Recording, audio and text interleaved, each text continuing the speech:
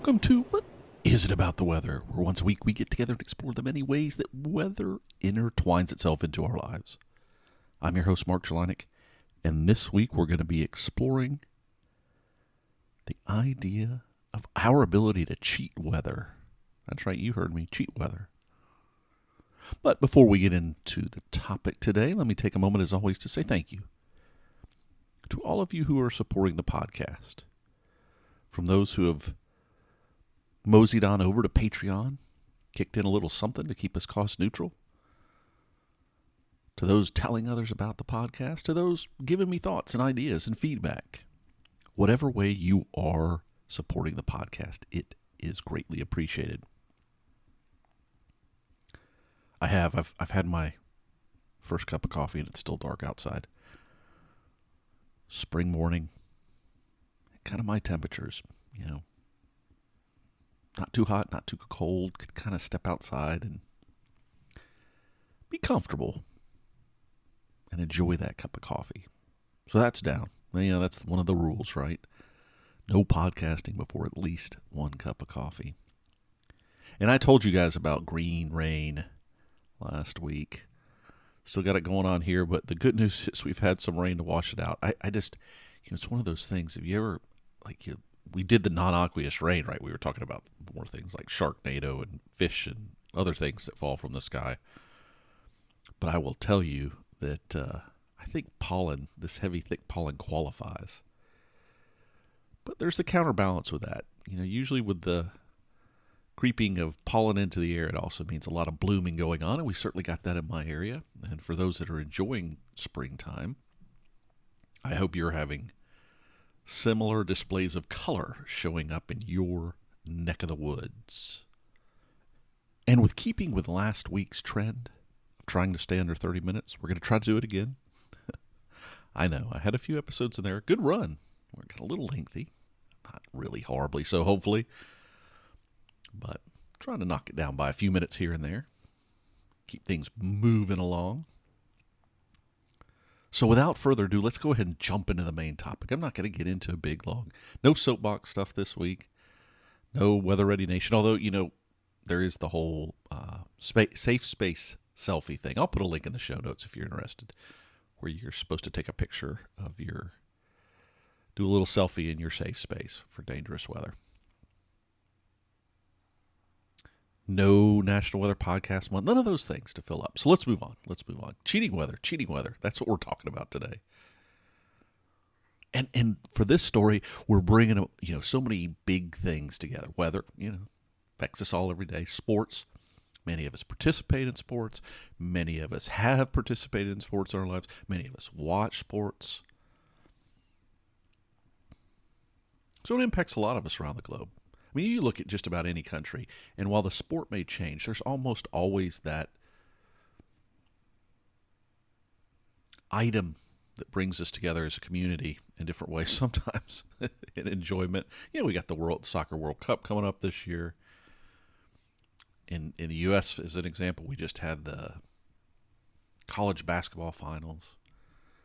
Baseball season's kicking off. This stuff going on all over the globe. But one thing's for sure, a lot of people participate.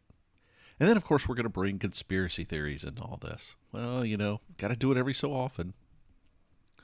But it'll be a lighthearted conspiracy theory. I promise you. Okay, so we've got weather, sports, conspiracy theories. Now, I'm talking about cheating weather, but let's kind of put this in context. We've talked about weather modification before, right? What we do to kind of not be impacted by the weather, if you will. Now, some of it has been actually going after the weather itself. We've talked a little bit about the weather modification industry and some of the history there, some of the early attempts, some things that work now. When people always ask me for an easy example, you can look at cloud seeding and stuff, but probably the best example I have is winter sports stuff. This is the creation of snow at ski resorts or things like that. So, not a new topic. I saw a video on LinkedIn this week, I think is where it was. of some machine that uses a technology NASA created to essentially create thunderstorm clouds. I don't, it kind of passed through my feed in there. I saw it one time. It's interesting. I started thinking about all the power. This thing was heating up, drastically heating up the air, and I'm sure they were introducing something that created condensation of clouds. And it did create a rain event. But the amount of energy needed to create one rain cloud seemed like maybe not a good use. It's one of those things where could do it, maybe not really going to ever reach the mainstream. But nice to know. But we humans, right? So not only are we trying to modify the weather, we modify what we do to change our interaction with the weather. The way we build things, whether it's putting gutters or downspouts, or even overhangs so people aren't out in the weather when it's going on.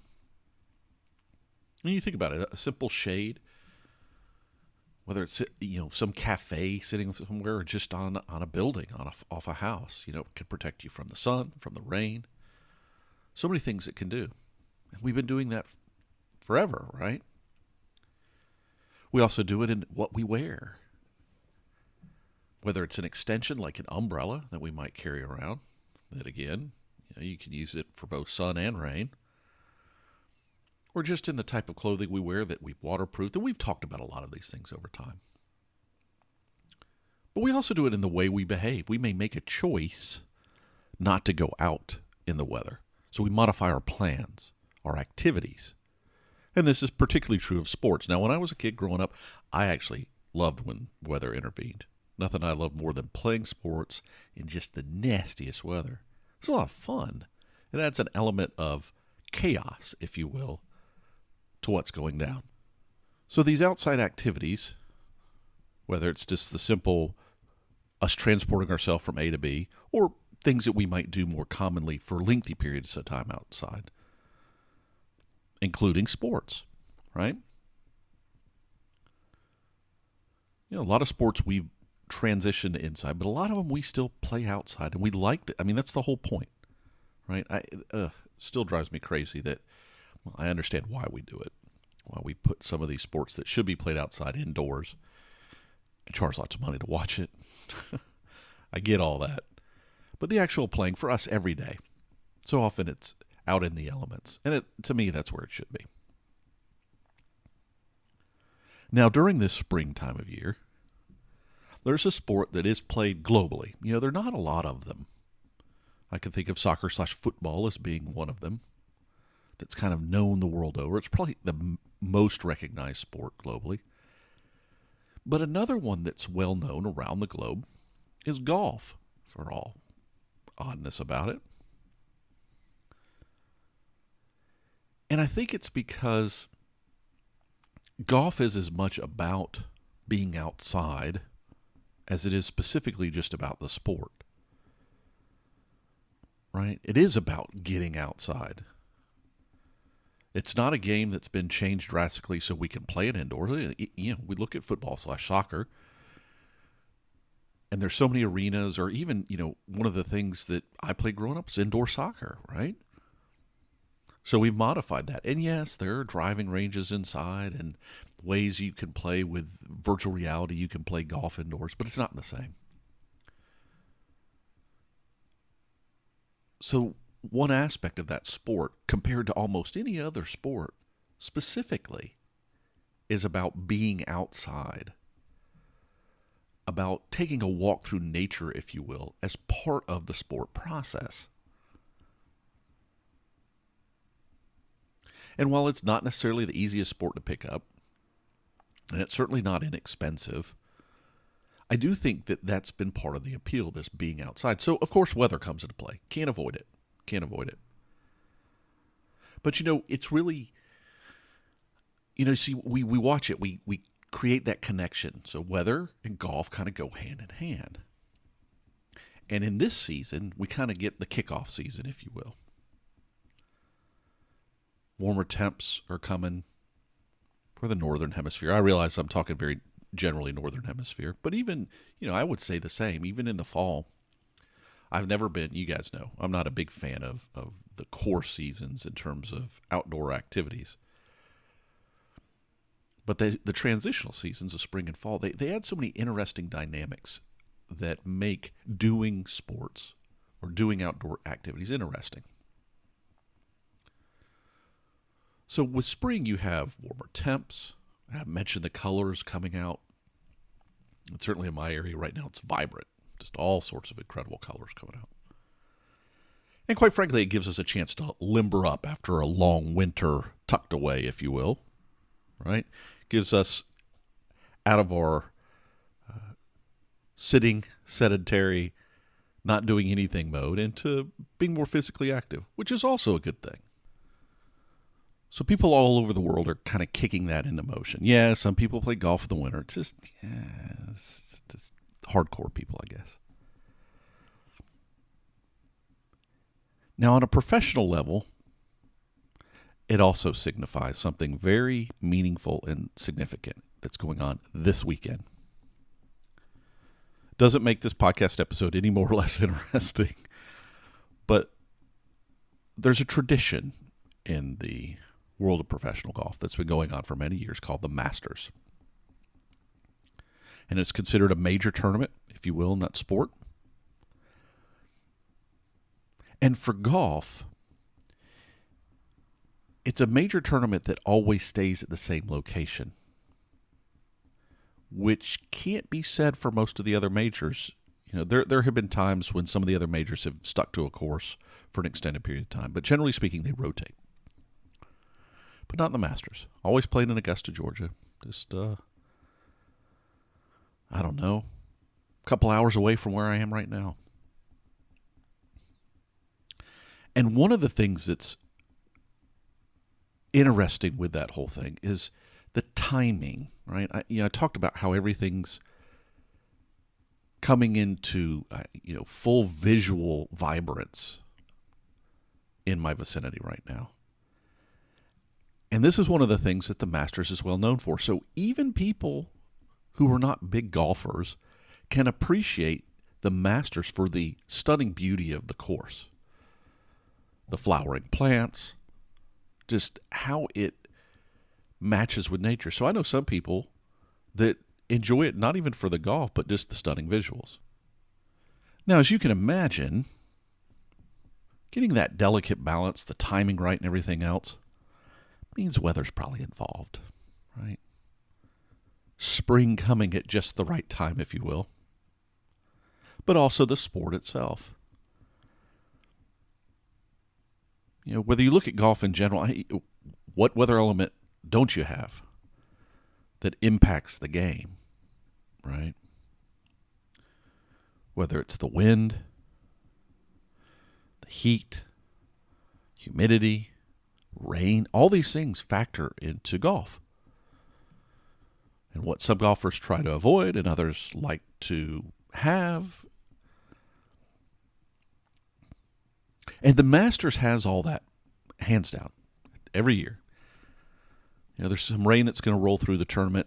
And the question is, will it come through when people are trying to play? And will there be thunderstorms and lightning where they have to adjust? Certainly you've got those things. And I even can look back. I tweeted out earlier this week. A friend of mine, weather forecaster at CNN, Brandon Miller, and I were at the Masters about 12 years ago. This is when I was in grad school and Brandon was still an undergrad. And we had a rain delay. Now, Brandon and I, we were there to watch the Masters, of course, but, being weather nerds at the time, we were enjoying this element of weather being thrown into the mix. And at the clubhouse at the time, this, again, pre-mobile phones, which, by the way, you can't take on the course in Augusta. But, you didn't have as many things throwing the weather at you. Well, we found a little computer in the little kind of clubhouse area near the, few patrons that stuck around. Because that's the thing, right? The thunderstorms that rolled in was, were they going to get back to playing that day? So Brandon and I kind of went into forecasting mode and had fun with that. We were looking at the radar, kind of found a way to use one of the computers Maybe not exactly the way it was intended, but certainly very useful for the folks there. So instead of it displaying information about, generally about the Masters, it was giving us good weather data. And everybody started gathering around as we were looking at this and asking for updates and stuff. So we did a little bit of primetime forecasting, hyper-local forecast, if you will. It's a lot of fun.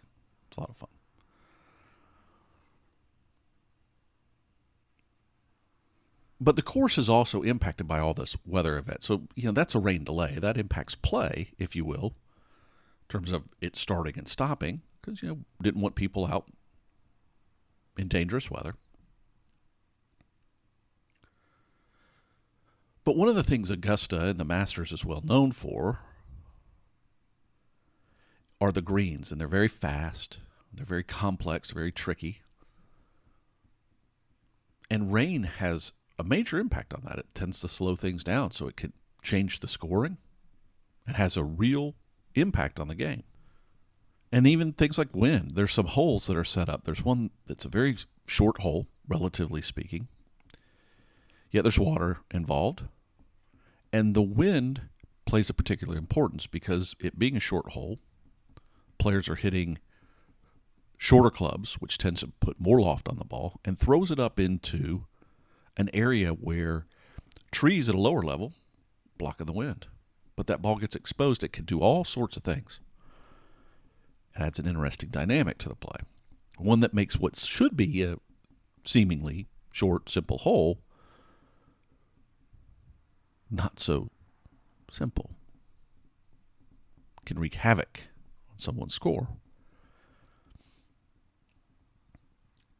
So there we have it. Weather and sports, golf.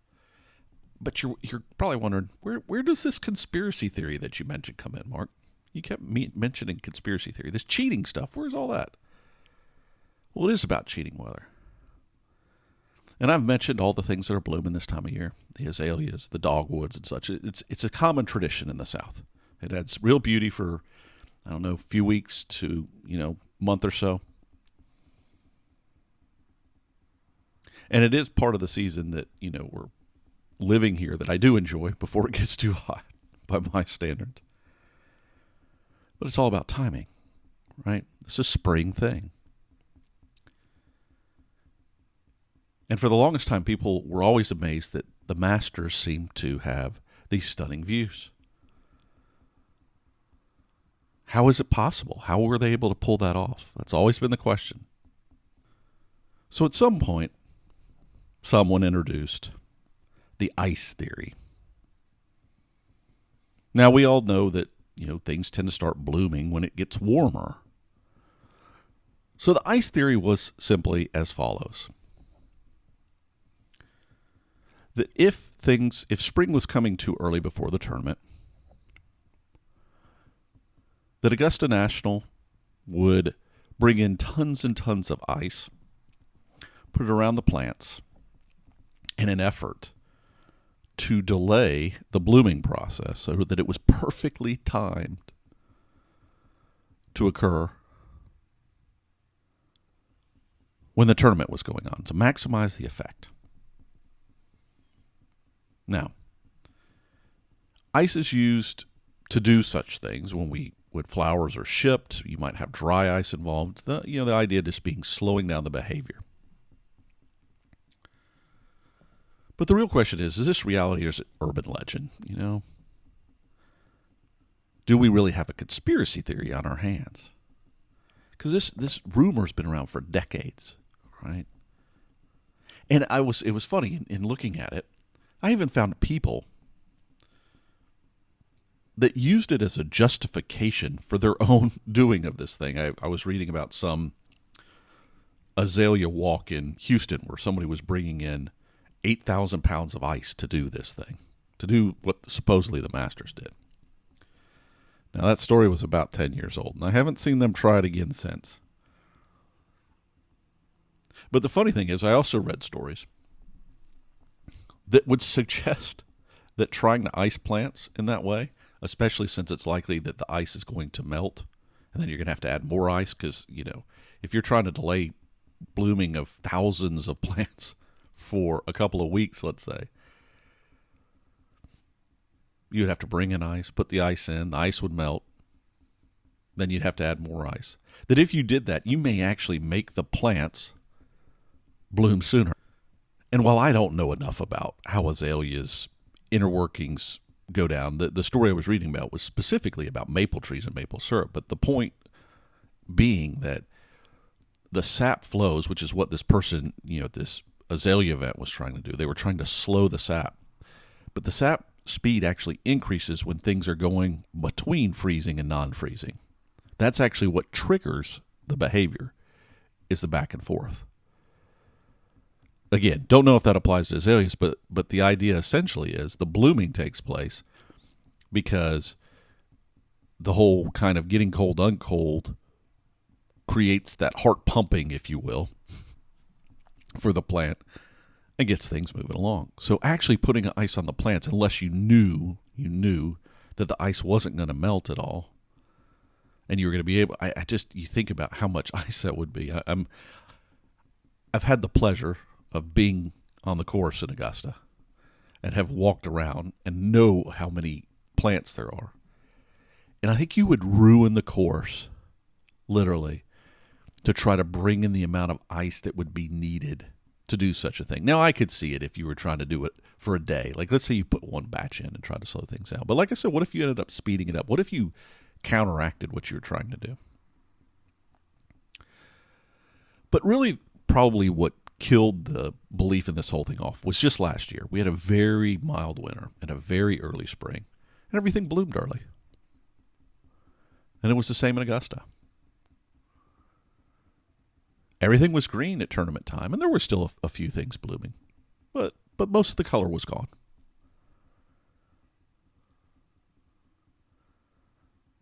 But you may say, okay, Mark, that just means that they knew that case was going to be out of hand, so they didn't do it. But I've put a few links in the show notes, and you'll find that even a person who worked there said that they have actually tried different things, different chemical things as well, to slow down the process or to be able to control the process. But for the most part, it seems like nature's just nature. And they're more likely to have been smart in selecting plants that, there's a mix, that maybe some bloom a little earlier, a little later. Doesn't really matter. And color in blooming plants is not usually just one day. There's peak days, there's no doubt.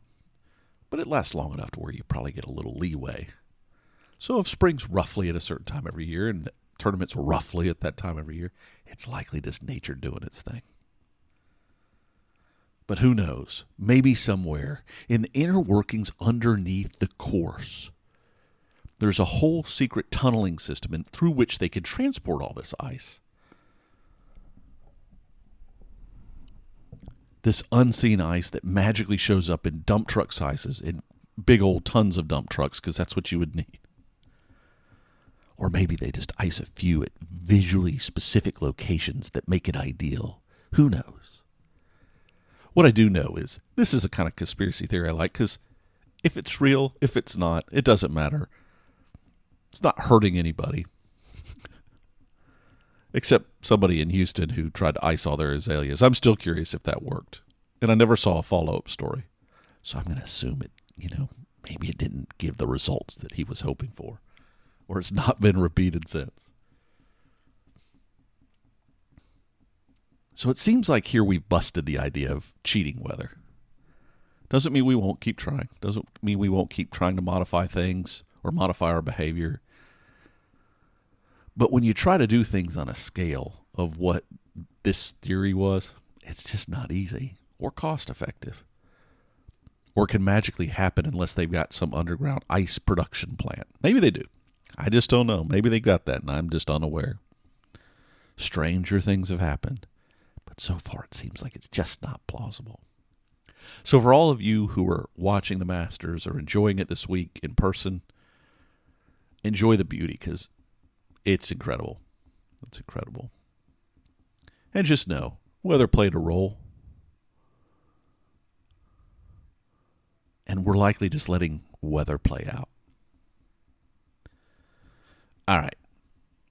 Enough about cheating weather, conspiracy theories. The cone of terror is at hand. Yes, you heard me. The cone of terror. Came across a story this week where they're talking about changing how we forecast hurricanes and the graphics that are shown to people. And we have this thing we call the cone of uncertainty, and it's been very commonly used for hurricane forecasting for a long time, right? And I saw this write-up that the title of it talked about the cone of terror. And, I know we had a year with a lot of very deadly and devastating hurricanes. But I'd never heard that term before. And in reading the story, the name Cone of Terror didn't seem to be attributed to anyone. And so I Googled it. It's like everything, we Google it. And I noticed that if I, truly sought Cone of Terror, there were only a few plausible search results that came back. And every one of them was a reprint of this story, this same author, on different sites. It looked like somebody, had produced something that could be used across a media company. And I just want to say, bad form. Don't create something and give it a name if it really hasn't been given the name and you used it like it was out there a ton of times. Now, maybe you have. Maybe you used it and you told a bunch of people about it and they used it back to you. But if I can't Google something, and I know it's not the end-all be-all, if you give me a phrase and I can't Google it and find more results than just your story, then it's not something known as something, right? Maybe in your mind, but not in everybody else's. All right, off the soapbox. No more conspiracies. No more cones of terror. I agree that we need to improve how we convey hurricane information, all forecast information. That's just one example. To folks, make it easier to understand and use. I get all that. But we don't need to do it with dramatic headlines. Yeah, I know. The story probably wouldn't have been printed otherwise. It's not useful just to say, hey, we're trying to improve this and make it better. We've got to make it sound devastating and end of world. Unfortunate. Very unfortunate. All right. We're doing it. I'm keeping it under 30. So I'm going to let you go because I got all my time here and I don't want to run over 30. But I hope you've enjoyed this look into cheating weather. Don't think we did it in this case. If you know of something where you've cheated weather, or you know a way that we've cheated weather, not just modifying, but actually kind of we're sneaky and pulled a fast one on weather, let me know. What is it about the weather at gmail.com or what is it about the weather.com/contact. But in the meantime, like I said, look around you. Enjoy what weather's doing into your environment, particularly in this case where it's making things stunningly beautiful. And stop and pause and enjoy that for a little while. Because as we all know, there's much more to weather than the weather itself. This is WIIATWEP093 production. We're tired of hearing our uncle grovel, so please support him on patreon.com/weather.